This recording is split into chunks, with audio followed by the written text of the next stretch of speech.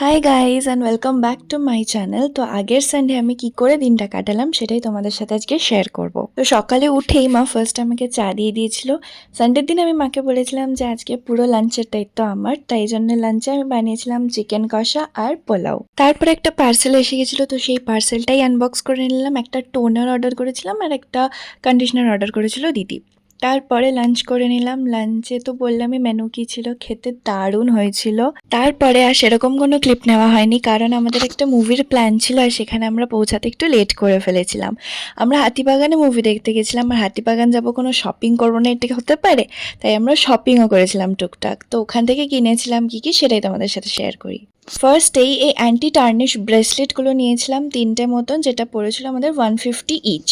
তারপরে কিনেছিলাম এই ক্লিপের সেটটা, এটা নিয়েছিল 30 রুপিস। আর নিয়েছিলাম এই দুটো কাপের সেট নয় কাপ, ইন্ডিভিজুয়াল নিয়েছিলাম চা খাওয়ার জন্য, এটাও নিয়েছিল 30 রুপিস। তারপরে বাড়ি এসে ডিনার করে নিয়েছিলাম, সেম মেনু ছিল, শুধু এক্সট্রা ছিল মোমো আর নাগেটস। তারপরে স্কিন কেয়ার করে ঘুমিয়ে পড়েছিলাম। দেখা হচ্ছে পরের ভিডিওতে, বাই।